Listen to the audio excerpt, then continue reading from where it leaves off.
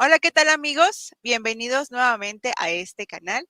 El día de hoy está Pedrito, mi compañero, y yo tenemos el honor de tener nuevamente con nosotros al doctor Adolfo Reutemann desde Israel para compartir con ustedes el tema tan interesante de los rollos y, los orígenes, perdón, del cristianismo. Doctor Reutemann, ¿cómo se encuentra usted? Bien, un gusto de estar contigo, con Pedro, y volver de esta manera así a retomar el contacto. Bueno, pues muchas gracias por haber aceptado nuevamente esta invitación. Pedrito, ¿cómo te encuentras? En este momento en excelente compañía contigo, Norma, y con el doctor Reutemann. Es un gran honor. Gracias por acompañarme.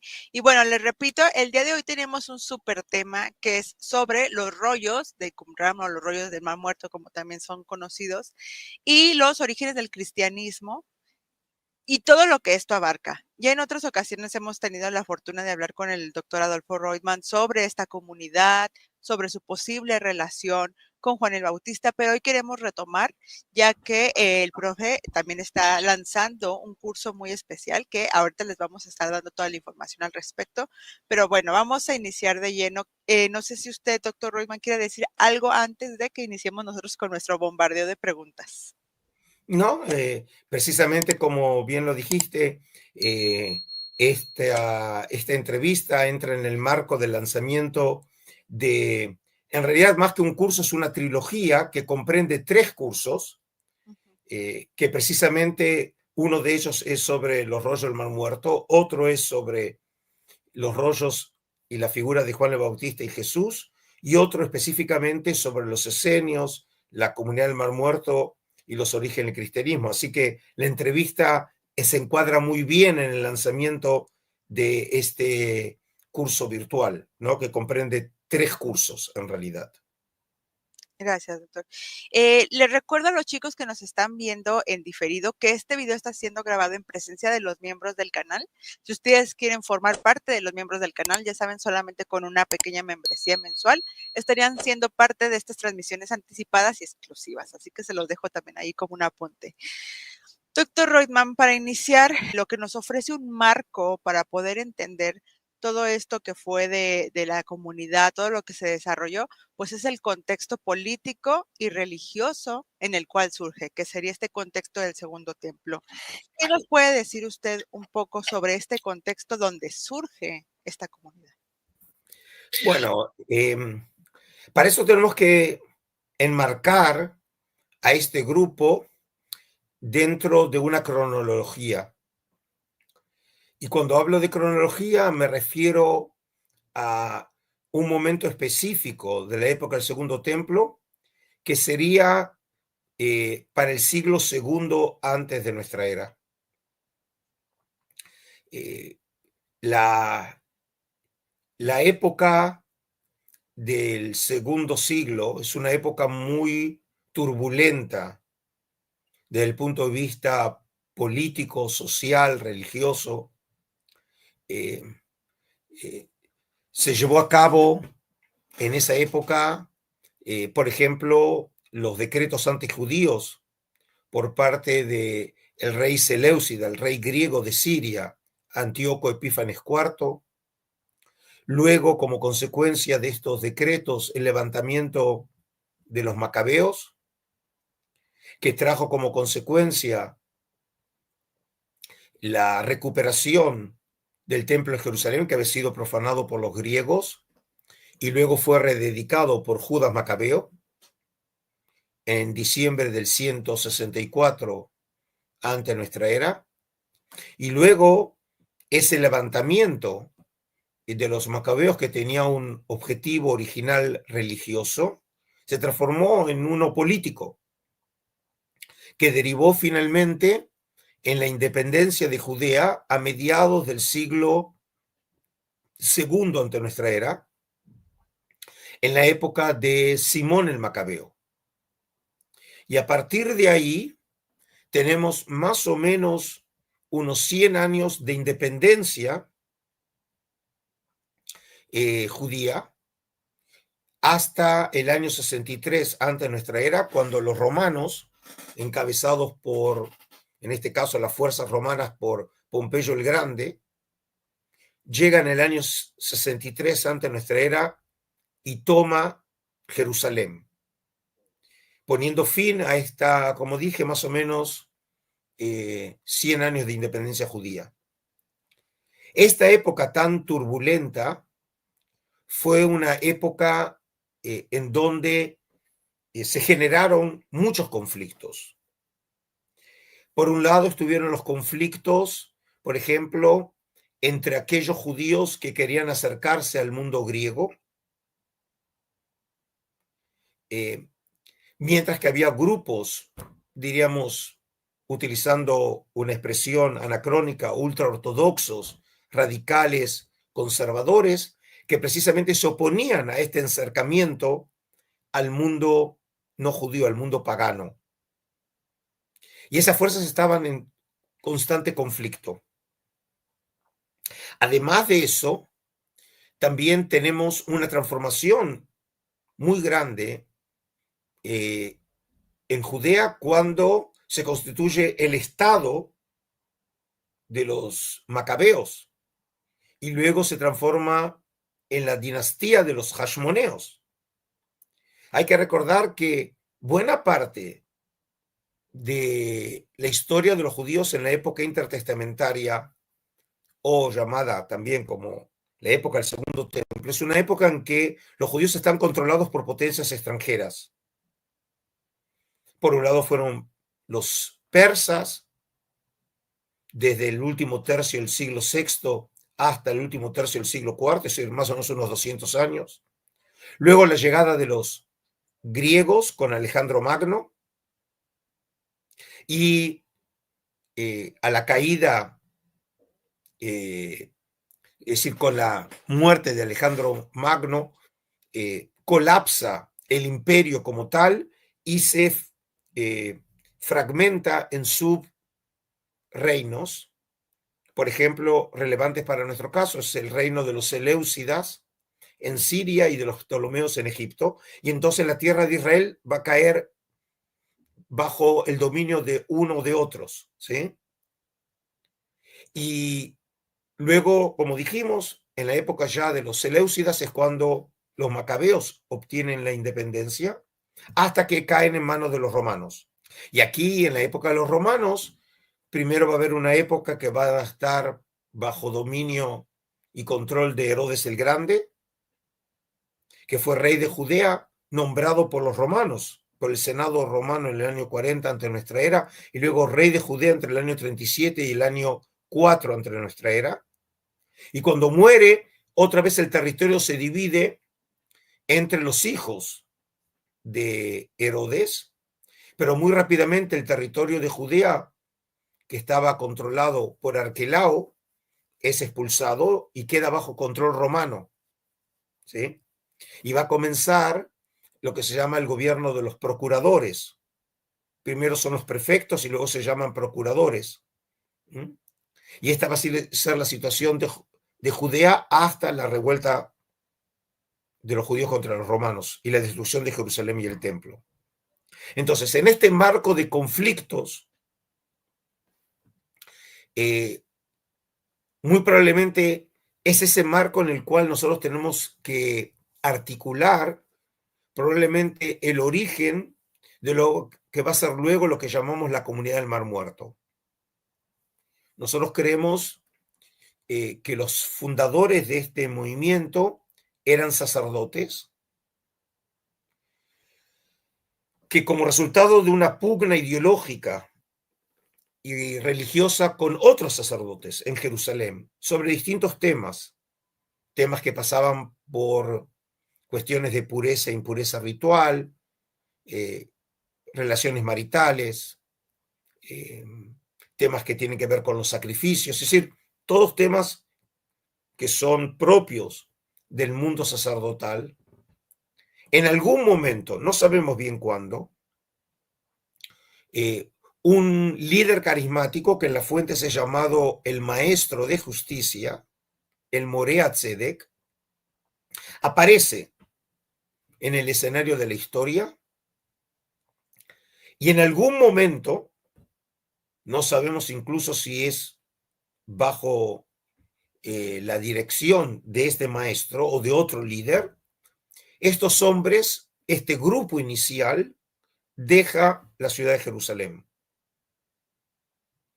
Y tampoco podemos decir qué pasa después de eso, pero lo que suponemos a partir de la arqueología de Qumrán, ese lugar que está en la costa noroccidental del Mar Muerto, unos 40 kilómetros al este de Jerusalén, es cuando se fijaría el comienzo de lo que llamamos hoy Qumrán.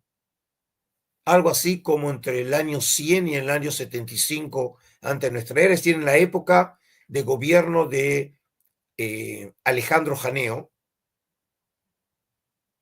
el hijo de Juan Elcano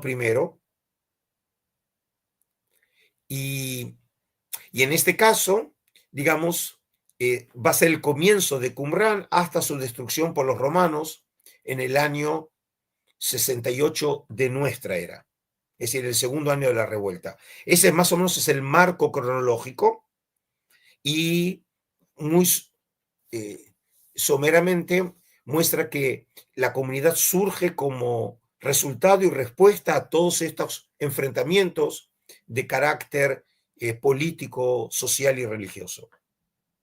Gracias. Adelante, Pedrito. Una de las cosas que me llenan de bastante curiosidad desde hace mucho tiempo, desde que escuché de los rollos de Mar Muerto, era esta vinculación que mucha gente quiere hacer y que se hace, ¿verdad? Entre la comunidad de Qumrán, por un lado, los rollos de Mar Muerto, y lo que es Juan el Bautista y Jesús. Y entonces la pregunta para mí, la pregunta de mí para usted, ¿cómo, cómo el ambiente eh, político, religioso de esa época, eh, ¿verdad? Puede influir en figuras como Juan el Bautista y Jesús? Bueno, Pedro, todos nosotros somos emergentes de una realidad y reaccionamos frente a los cambios que esa realidad nos impone a nosotros. Las figuras de Juan el Bautista y Jesús hay que articularlos en una realidad de tensión, como dije, política y religiosa, en este caso específicamente por la presencia de los romanos. Los romanos obviamente son un poder imperial que trata de usufructuar y sacar beneficio de ese dominio en la tierra de Israel. Por ejemplo, el tema de los impuestos tan gravosos empiezan a ser de un peso muy importante en el empauperamiento de la sociedad. Es decir, cada vez hay más pobres en la tierra de Judea, bajo el control de los romanos. Y esta situación de control por parte del poder extranjero hace que un tema que nosotros lo conocemos desde la Biblia hebrea, que es la esperanza mesiánica, empieza a tomar cada vez más vuelo.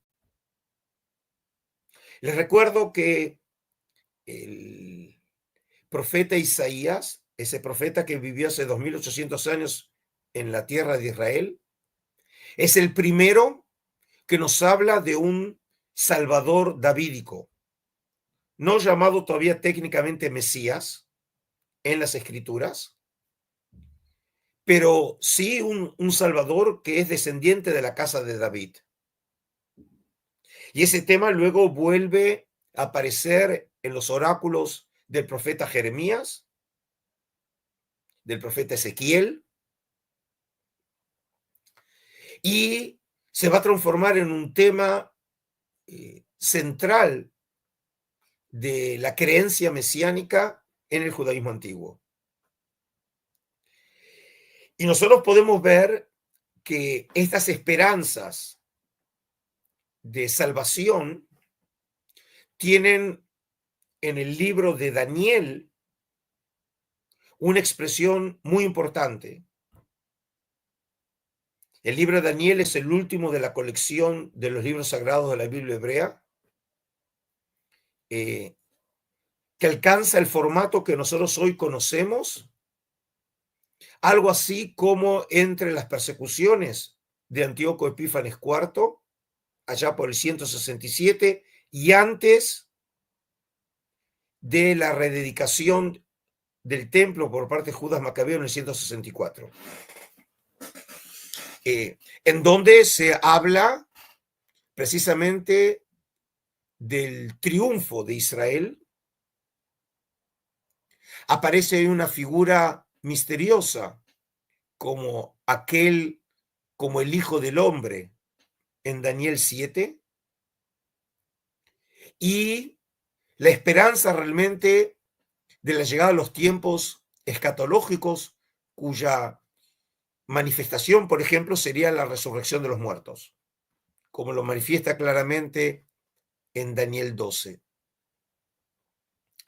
Y este tema luego tiene una expresión, digamos, muy clara en una obra de finales del siglo I antes de nuestra era, conocida como los Salmos de Salomón, en donde ya se hace referencia aquí a un Salvador que se lo llama el ungido. Es decir, ahora es la primera vez que tenemos en la literatura antigua una referencia en donde a ese Salvador de la casa davídica se lo llama el ungido. Y en esta esperanza escatológica, en esta sensación que el final está cerca, cosa, por ejemplo, que también aparece con claridad en los escritos de Qumrán, en donde no se habla de un final que habrá de aparecer siglos después, sino que está ya por comenzar. Ya se puede ver ahora el inicio mismo de la era escatológica, las primeras señales del tiempo escatológico.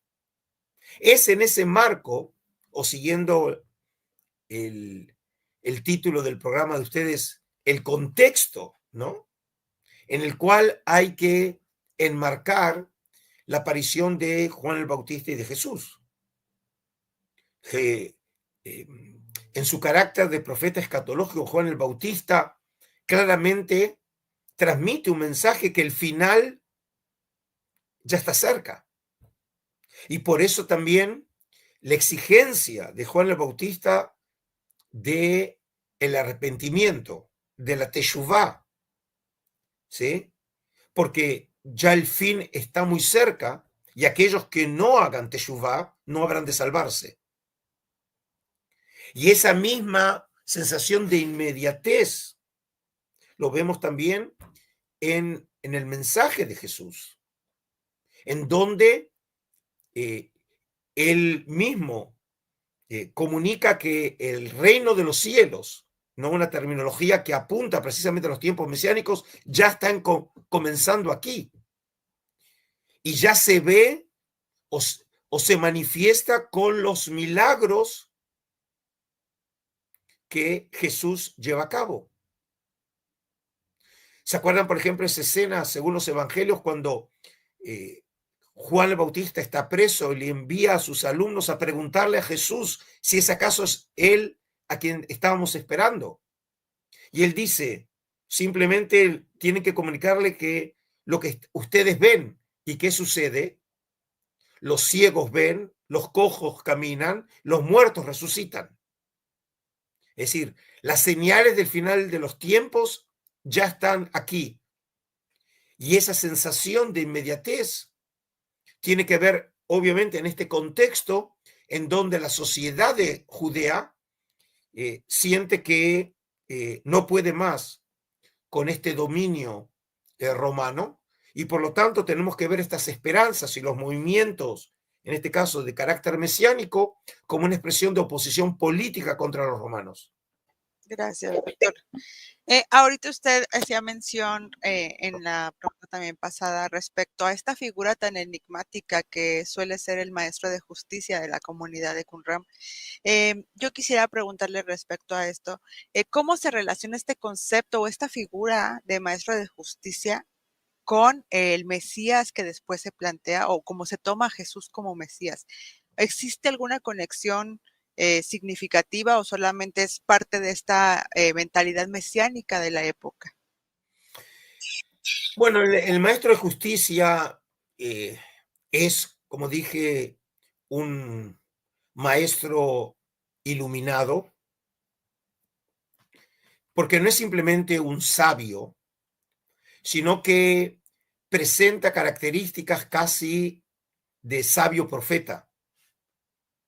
Por ejemplo, él aparece mencionado en el comentario a Habacuc, que es una obra muy importante hallada entre los rollos, específicamente entre los primeros 7 rollos, y que hoy forma parte de la colección del Museo de Israel, que por cierto, yo era su director hasta hace poco, hasta junio de este año. Y esta obra, que a partir de su escritura podemos datarla de la época romana, digamos la copia que tenemos, pero con probabilidad la obra originalmente habría sido escrita en algún momento de la segunda mitad del siglo II, pero no tenemos el original, tenemos solo una copia de esa obra, y la copia que tenemos, por cierto, es la única copia en el mundo. Ahí dice claramente en donde el maestro de justicia afirma que él recibió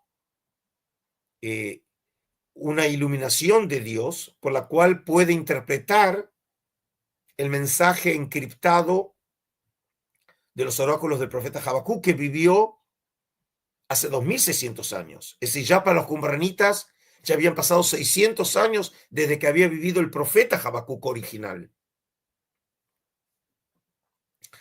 Y en ese sentido, podemos decir que es un maestro, un guía espiritual con características proféticas y sapienciales. En algún momento también los textos hablan que fue perseguido, por ejemplo, en la columna número 11 de Habacuc. También lo conocemos en otro de los documentos de Qumran.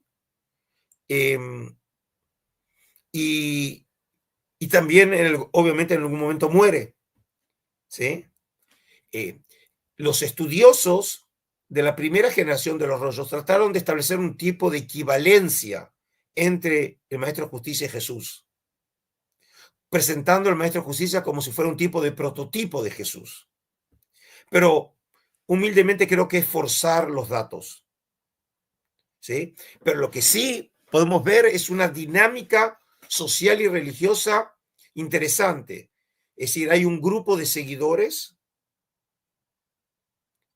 detrás del maestro de justicia, como tenemos también a los apóstoles y ese movimiento que sigue a Jesús. Y en ambos casos, estos personajes, ellos consideran, y los consideran muy cercanos a Dios, que ellos tienen una relación íntima, como el caso del maestro de justicia, que recibe mensaje o iluminación de Dios, y obviamente Jesús, que utiliza el lenguaje de padre, ¿no? Hijo padre, para hablar de su relación íntima con el Dios de Israel. Pero no podemos decir que en este caso el maestro de justicia haya sido entendido como una figura mesiánica, o por lo menos no lo vemos en los textos. Pues es una cosa bien interesante porque hay veces que cuando uno se familiariza un poco, ¿verdad? Y yo en esto, ¿verdad? Soy, no estoy eh, tan instruido sobre Qumran como debiera, pero sobre algunos aspectos bien importantes. Hay veces que uno ve semejanzas y hay unas veces que uno ve una diferencia. ¿verdad? Entre el mensaje de Juan y el mensaje de Qumrán, o el mensaje de Jesús, el mensaje de Qumrán, o incluso en algunos aspectos el mensaje de Pablo y el mensaje de Qumrán. O sea, hay de todo. Entonces, una de las figuras que más se le ha vinculado a Qumrán es la figura de Juan el Bautista. Jesús fue discípulo de Juan, por lo menos desde el punto de vista de Jesús histórico. Y bastante se ha hecho sobre Jesús, pero no tanto sobre Juan. Hay un reavivamiento sobre eso últimamente. Pero la pregunta que yo quiero hacerle es, eh, ¿cuáles son las semejanzas entre las ideas que uno puede encontrar en Qumrán y las ideas que uno puede encontrar con figuras como Juan el Bautista o el mismo Jesús? Bueno, Pedro, como podéis imaginar, es una pregunta que llevaría un curso entero para poder contestar, y precisamente abrimos este espacio cuando comenté sobre este ciclo, ¿no?, de trilogía, y uno de los cursos míos fue dedicado a eso, ¿sí? Un curso entero donde traté realmente de elaborar y explorar este aspecto. Pero no me voy a escapar de tu pregunta. Yo diría lo siguiente. Cuando se encontraron los rollos del Mar Muerto, allá para finales de la década del 40 del siglo pasado, la esperanza por parte de los investigadores cristianos y luego también del público en general era que los manuscritos de Qumrán hicieran una referencia a estos personajes, dado que vienen más o menos de esa época. Y lo que podemos decir después de que la enorme mayoría de los materiales fueron publicados, y cuando digo enorme mayoría, significa que entre los más o menos 25.000 fragmentos de manuscritos descubiertos en 11 cuevas de Qumrán entre 1947 y 1956. Y una vez reconstruidos, hoy tenemos en nuestras manos cerca de 1.000 documentos, obviamente muy fragmentados en algunos casos. Podemos decir con total seguridad que en ningún documento aparece mencionados ni Juan el Bautista, ni Jesús, ni Pablo, ni Santiago, es decir, ninguna figura relevante de la historia cristiana. Seguramente los que nos están viendo y los que nos van a ver se sorprenderán y dicen, pero ¿cómo puede ser que no aparezcan mencionados? Primero porque la mayoría de estos documentos son anteriores a la época de Jesús. La mayoría de los documentos son del siglo II y siglo I antes de nuestra era. Y Jesús, Juan el Bautista, Pablo son del siglo I de nuestra era. Y tenemos documentos de Qumrán que podemos datarlos para la primera mitad del siglo I. Pero hay que tener en cuenta que nosotros no estamos en una época de Instagram y de WhatsApp. Hoy todo es inmediato, ¿no? Algo sucede, en ese momento nos sacamos una imagen, una foto, enseguida lo subimos a las redes sociales y en ese momento el mundo entero sabe que estoy ahora en una entrevista con Norma y con Pedro, ¿no? Porque todo sucede ahora, es inmediato, y por eso somos una civilización que ya no tiene paciencia. Todos, incluyéndome, cuando queremos que suba una noticia y tardan unos 5, 6, 10 segundos, ya nos ponemos nerviosos, ¿no? Queremos que sea ahora, queremos apretar nosotros la tecla y ahora tiene que subir. El mundo antiguo obviamente tenía otros tiempos. Es decir, cuando sucedía un evento, ese evento llevaba tiempo hasta que alguien se enterara de ese evento. Podía llevar meses hasta que alguien oyera sobre ese evento.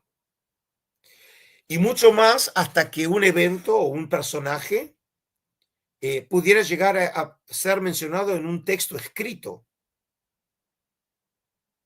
Porque primero eran tradiciones orales y luego tradiciones que eran escritas y luego tradiciones que eran copiadas. Todo es un proceso largo. Y si a eso le sumamos, además, que obviamente nuestra percepción de la historia está muy marcada por 2000 años de tradición en donde se coloca a Jesús en el centro de la historia del hombre. Pero cuando sucedieron las cosas en Judea, y Judea era los finales del Imperio Romano, no era Roma el centro del mundo de Occidente. Lo que sucedió con figuras como Juan el Bautista y Jesús eran absolutamente eventos para esa época intrascendentes. Nosotros los vemos hoy como figuras estelares en la historia del hombre, pero no en esos años, no cuando sucedió eso. ¿Cuántos seguidores en total tenía Jesús? Y buena parte de ellos incluso huyeron, ¿no? Es decir, ¿cuántos tenían? Solamente con el tiempo la figura de Jesús empezó a tomar fuerza.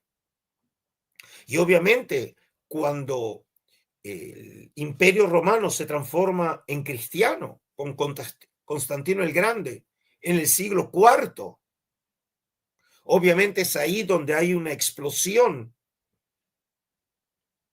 en cuanto al interés, por ejemplo, en los lugares sagrados. Cuando Helena, la madre de Constantino, llega a la Tierra Santa y comienzan a identificarse los lugares que tenían que ver con la historia de Cristo y empiezan a construirse iglesias rememorando, ¿no?, esos espacios sagrados. Pero ya habían pasado 300 años desde que eso había sucedido. Y por eso, contestando a tu pregunta, Pedro, y todavía ni empecé a contestarla, es solamente el precalentamiento, los rollos del Mar Muerto no son documentos que nos echan luz en este sentido sobre las figuras históricas de Juan el Bautista o de Jesús. No hacen referencia a ello. Y una vez dicho todo esto, entonces tengo que decir que hoy no se puede estudiar los orígenes del cristianismo si no es pasando por los rollos del Mar Muerto. Es una paradoja, pero es cierto. Y para explicar en una frase y por ahí con una palabra, a propósito del título del programa de ustedes, los rollos del Mar Muerto permite por primera vez en la historia recontextualizar a los orígenes del cristianismo. Porque Jesús el Bautista, Juan el Bautista, Jesús, Pablo son figuras de Judea. Del siglo I de nuestra era. Y los documentos de Qumran son los documentos originales que nos llegaron de esos años, del siglo II ante nuestra era, del siglo I ante nuestra era, del siglo I de nuestra era. Y por eso, por primera vez en la historia, estamos en condiciones de recontextualizar en el tiempo y en el espacio los orígenes del cristianismo. Gracias, profesor. Hay un pasaje, bueno, ya usted nos hace referencia ahorita de que no encontramos como tal estas figuras dentro de los textos o de la comunidad, pero yo quisiera, aún con esto, preguntar qué tan posible es, aunque sea un ligero contacto posiblemente de Jesús o de Juan con la comunidad. Esto lo pregunto por este relato que encontramos en los evangelios de que Jesús va al desierto como a prepararse.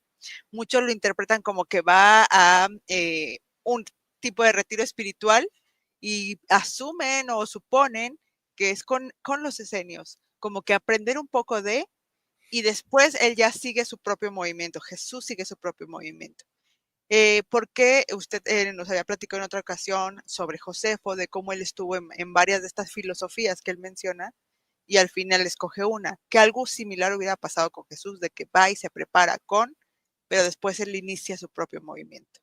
¿Qué tan posible? Bueno, tu formulación, Norma, en la pregunta es un poco tramposa. Y lo voy a decir de la siguiente manera. Vos dijiste porque se va a formar en el desierto. Los evangelios hablan de que él viene de la Galilea para formarse con Juan el Bautista. Es decir, y Juan el Bautista está, digamos, muy próxima a la región del Mar Muerto. Yo humildemente creo que el Juan de la historia tuvo como uno de los lugares centrales, no exclusivo de actividad, una región localizada al este del río Jordán, hoy territorio de Jordania, en Wadi Harar. La tradición cristiana antigua ya lo fijaba este lugar ya para el siglo III y siglo IV.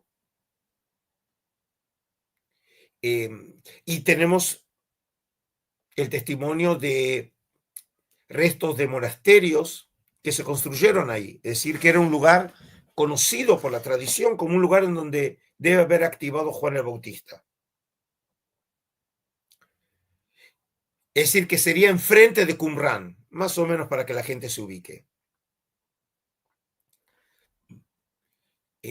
Nosotros no sabemos dónde específicamente se llevó el encuentro de Jesús con Juan, pero hay veces en los evangelios, por ejemplo, en el evangelio de Juan, que hace referencia del otro lado del Jordán. Y como obviamente Jesús viene de la tierra de Israel, el otro lado tiene que ser la parte oriental, del otro lado del Jordán. Pero es una zona desértica. Y es para formarse con este maestro, Juan el Bautista, que sería, en este caso, como un tipo de gurú, ¿no? Espiritual. Nosotros no sabemos cuánto tiempo pasó con Juan, pero vos hiciste mención a algo que yo ahora lo voy a completar. Este tipo de búsqueda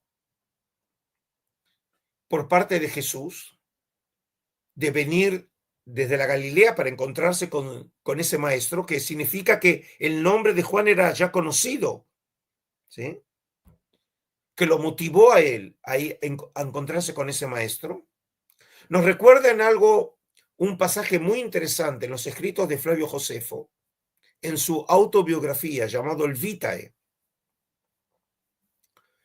en donde cuenta Josefo que cuando tenía 16 años, también porque estaba sediento de conocimiento, él, que venía de familia sacerdotal y vive en Jerusalén, comienza a pasar de grupo en grupo. Y dijo que estuvo en lo de los fariseos, y estuvo de los saduceos, y estuvo con los esenios. Y como no encontró satisfacción para este deseo de conocimiento, él va al desierto para encontrarse con un personaje llamado Banus. Y es el único texto en toda la literatura antigua en donde aparece mencionado este Banus. Y de él solamente sabemos que come de frutos silvestres, se baña en agua fría de día y de noche, que en algo nos recuerda la figura de Juan el Bautista. Es otra época. Jesús y Juan viven en la primera mitad del siglo I de nuestra era. Josefo y Banus son de la segunda mitad. Y no nos dice tampoco en qué desierto, pero dado que Jerusalén está muy próximo al de Judea, probablemente era también en esa zona, ¿no? Próxima al Mar Muerto. Pero el texto no lo dice. Y él dice que ahí pasó él 3 años con Vanus. Nosotros no sabemos cuánto tiempo pasó Jesús. Pero obviamente Jesús se empapó de las enseñanzas religiosas de Juan el Bautista. Y como el caso de Josefo, él deja a Vanus y regresa a Jerusalén, también Jesús deja a su maestro y comienza su periodo público de mensaje escatológico en Galilea, yendo de aldea en aldea, ¿no? Y comunicando el mensaje del fin de los tiempos. Por lo tanto, sí podemos encontrar aquí que el desierto sirvió también como lugar de preparación espiritual de Jesús. Incluso tenemos la historia de las tentaciones del Satán, ¿no? En el desierto. Digamos, en este caso, tenemos aquí una asociación de Jesús con el desierto, pero no por eso tenemos que suponer que haya habido un contacto expreso o incluso en los marcos de la comunidad del Mar Muerto. Ok. Adelante, Pedrito. Muchas gracias, ¿verdad? Por esa contestación. También quisiera añadir que en el caso de Pablo también ocurre algo bien enigmático, pero que recuerda mucho eso que acaba de decir, porque en las cartas, no en Hechos de Apóstoles, en las cartas, en Gálatas específicamente, él dice que una vez tuvo su experiencia revelatoria, él se fue a Arabia y no dice más nada, ¿verdad? Entonces mucha gente supone que es que fue a algún lugar desértico, ¿verdad? Para entonces tener algún tipo de reflexión. No, no estoy tan seguro de eso porque hay otras cosas que me indican otras cosas, pero eso es otro tema. Lo que sí quisiera saber, ¿verdad? Es que como ha llovido bastante, como decimos los puertorriqueños, ha llovido bastante desde el descubrimiento de los rollos de Mar Muerto hasta hoy. Quisiera saber exactamente o precisamente como le convenga, ¿verdad? Cómo los estudios más al día, los estudios contemporáneos, han, ¿verdad? A la luz de los rollos de Mar Muerto, eh, han reinterpretado la comunidad de Qumran, cristianismo. Digo, sé que la pregunta es amplia, ¿verdad? Pero es para otra clase, ¿verdad?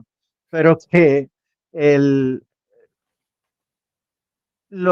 ha habido innovaciones que han lanzado nueva luz sobre el cristianismo, sobre la comunidad de Qumran. Más o menos por ahí va mi pregunta. No sé si la comprendí bien hasta el final, Pedro. Lo que yo diría es, los rollos muertos se han transformado en clave para entender a este movimiento que comienza como un movimiento palestinense en la tierra de Israel y luego, por supuesto, sigue después un camino marcado por su sociología de origen pagano. Es decir, si en su momento el movimiento estaba conformado por judeocristianos, luego va a terminar esa parte judía transformándose en una herejía y el peso sociológico del cristianismo pasa a los paganos convertidos a la fe de Cristo. Esos comienzos judíos de este movimiento obviamente dejan su impronta en terminologías, en ideas, en prácticas de los comienzos cristianos.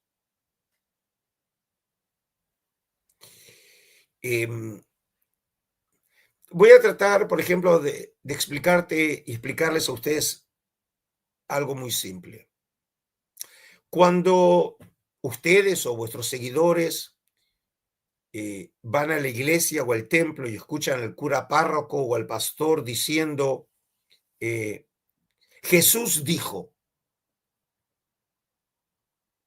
Obviamente, no tenemos ninguna otra prueba de las palabras de Jesús que lo que dicen los escritos, ¿no? Como sean los evangelios. Por ahí tenemos textos como llamamos los evangelios apócrifos, ¿sí? Pero es lo único que nosotros tenemos. No tenemos una grabación de Jesús, obviamente.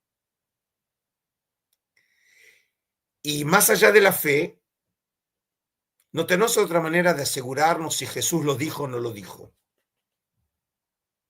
Pero hay una cosa seguro que puedo decir. Jesús no lo dijo en griego. Porque los escritos más antiguos del cristianismo están escritos en griego. Puede ser que Jesús haya sabido algunas palabras en griego, no es imposible. Pero la lengua de Jesús era el arameo, que era la lengua popular de los judíos en la tierra de Israel en esos años. Obviamente Jesús también sabe hebreo. Las escrituras, que todavía no existen como Biblia, pero los libros sagrados están en hebreo. Y Jesús conoce esos libros. Conoce lo que dice el Pentateuco. Lo tenemos en la escena que es única en su tipo, en Lucas 4, cuando él está en la sinagoga en Shabbat en Nazaret y le entregan un rollo y es Isaías, ¿no? Y lee el famoso pasaje de Isaías 61, versículos 1 y 2. Es decir que tenemos aquí una situación paradójica, que nosotros nos queremos acercar, sea como historiadores, al Jesús de la historia, o aquellos desde la fe a la figura de Jesús, cuyo mensaje en realidad lo tenemos en una traducción, no lo tenemos en su lengua original. Y ya los italianos se burlaban de los franceses cuando traducían al Dante al francés, y ellos acuñaron una frase, los italianos, traduttore traditore, es decir, el que traduce traiciona. Es decir, porque toda traducción en última instancia es una interpretación. Para entender el mensaje original de alguien, tenemos que entenderlo en su lengua, porque sabemos que las palabras tienen matices, tienen campos semánticos, y seguramente Norma y Pedro les pasó alguna vez que usted le quiere explicar a alguien, incluso de habla española, como un argentino, y ustedes en México o en Puerto Rico utilizan una expresión y dicen, no es esto. Entonces tratan de explicármelo, ¿no? Tratan de encontrar una palabra que se parezca, pero ustedes siempre van a decir, pero no es eso. Es parecido, pero no es. Ahora, imagínense si eso sucede con una expresión en el uso coloquial, cuán más complejo es cuando hablamos de términos teológicos. Qué difícil es encontrar un término que sea equivalente del mundo semítico al mundo griego. Cuando estamos hablando de una civilización totalmente diferente, que funciona con otros códigos espirituales y mentales. ¿Y por qué digo esto? Porque gracias a los rollos de los muertos tenemos más de 100.000 palabras en arameo y en hebreo de hace 2000 años. Es decir, por primera vez en la historia podemos acercarnos por medio de la lengua de los rollos del Mar Muerto probablemente a la expresión original utilizada por Jesús, a la ipsima verba. Y entonces podemos llegar a entender por ahí juegos de palabras que utilizó Jesús en su texto original. No leyéndolo en griego, sino justamente utilizando como argumento el hebreo o el arameo de los rollos del Mar Muerto para poder entender la lengua de Jesús. Y por medio de la lengua acercarnos a su mensaje, a sus ideas, a lo que en última instancia quiso comunicar a los hombres. Así que como podés ver, Pedro, los rollos del Mar Muerto, en este ejemplo ya te resulta obvio, es crucial, porque nunca antes tuvimos la posibilidad de acercarnos a la lengua original. Es como si nos hubieran quedado restos de un tape recorder de hace 2000 años, que nos permite acercarnos como nunca antes lo pudimos hacer a la figura histórica de Jesús. Gracias, profe. Si me permite, voy a hacer una pregunta de las que nos dejaron aquí los miembros del canal. Dice Pía, la institución de los 12, que no tiene precedentes en ninguna otra secta o sistema de gobierno del Segundo Templo, aparece 3 veces en los textos esenios como el consejo en la regla de la comunidad, como jefes militares y siempre en contexto escatológico, por lo que lo más probable es que Jesús se basara en la organización de las comunidades esenias cuando decidió reunir a los 12 apóstoles. ¿Qué opina el doctor Royman respecto a esta conclusión? Bueno, yo no hablaría aquí de dependencia. En última instancia, el número 12 hay que entenderlo que es un número tipológico por las 12 tribus de Israel. Y no hay que usar en este caso la dependencia de la regla de la comunidad o algún texto específico de Qumran. Yo no pasaría por ahí el tema. Estamos frente, como dije, a un número tipológico porque lo que quiere representar es que los seguidores de Jesús representan ellos a las tribus de Israel. Y la tribu de Israel ahora siguen con sus representantes la figura del maestro, en este caso, de Jesús. Es decir, en este caso yo diría simplemente para así ir terminando nuestro encuentro, como dije, desde el comienzo mismo de la investigación, todos están ávidos para establecer un contacto directo entre Jesús y la comunidad del Mar Muerto. ¿Sí? Incluso, como bien saben, en literatura popular muchas veces se habla de Jesús el Esenio. Y entonces se supone que se crió entre los esenios, que sus padres eran miembros de la comunidad. Bueno, eso forma parte de la imaginación popular. No tiene nada que ver con los textos. Los textos no hacen ninguna referencia a los esenios, hasta el tal punto que incluso los esenios no aparecen mencionados bajo ese nombre en los rollos en los evangelios. El Nuevo Testamento nunca menciona a los fariseos, menciona a los saduceos, no menciona bajo este nombre, ¿sí?, de esenios a nuestros hombres. Por eso hay que cuidarse, en este caso, de hacer estos saltos al vacío, tratando de hacer conexiones, muchas veces forzadas,